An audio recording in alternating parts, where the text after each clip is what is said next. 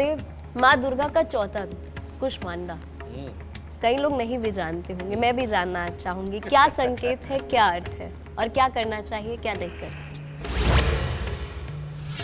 माँ कुष्मांडा अब 5 साल के बाद की उम्र क्या होती है?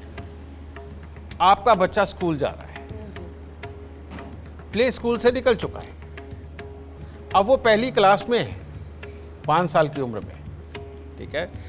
अब वहाँ पर उसके ज्ञान की ताकत बढ़ने लगी है, जो उसको सिखाया जा रहा है वो सीख के आ रहा है। घर पे आ रहा है तो वो नई नई पोएम बोल रहा है, घर पे आ रहा है तो वो जनगण मन भी बोलता है, वो आपको मंत्र भी सुनाता है, ओम भूर्भुवः स्वः तत्सवितुर्वरेण्यं भर्गो देवस्य धीमहि धियो यो न प्रचोदयात्। बच्चों के मुंह से कितना प्यारा लगता है ना। अब इस उम्र के अंदर बच्चे सब कुछ बोलने लगते हैं साफ साफ। जब वो साफ बोलने लगते हैं तो साफ सीखने भी लगते हैं।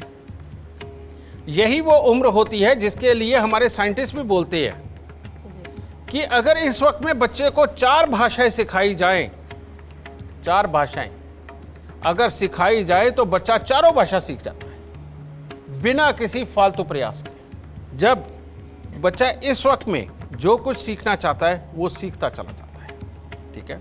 यानी कि ज्ञान अर्जित करना, ठीक है।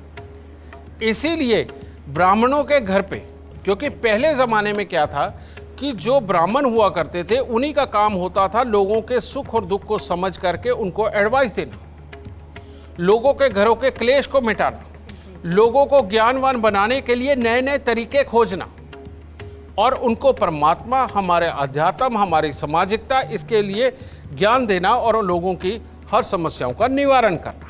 ये पहले ब्राह्मणों का ही काम होता था। इसीलिए हमारे ऋषि मुनियों ने ब्राह्मणों के घर में लौकी और कद्दू को अनिवार्य कर दिया और यही खाना उनके घर में ज़्यादा बना करता था, ठीक है। तो इस दिन आपने देखा होगा कि व्रत के अंदर भी लोग लौकी की सब्जी बना के खाते हैं, कद्दू की बना करके खा लेते हैं, ठीक है। सिर्फ प्याज लहसुन वगैरह ये सब त्याज्य होता है, ठीक है।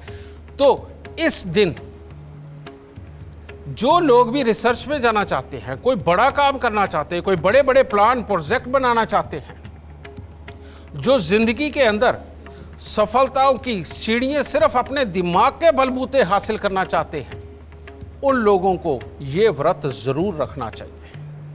और उस दिन वो लौकी का हलवा, कद्दू का हलवा ये बना करके दाती को अर्पित करें, समझ गए।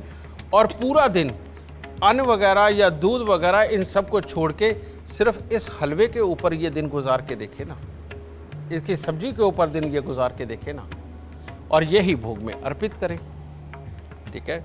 और माता रानी के इस दिन के कुष्मांडा के मंत्र लेकर के सुबह के वक्त में 5 बजे 11 माला का जाप करके अपने इस ट्रीटमेंट को शुरू करिए। व्रत को आप ट्रीटमेंट ही कह लीजिए आज की भाषा में।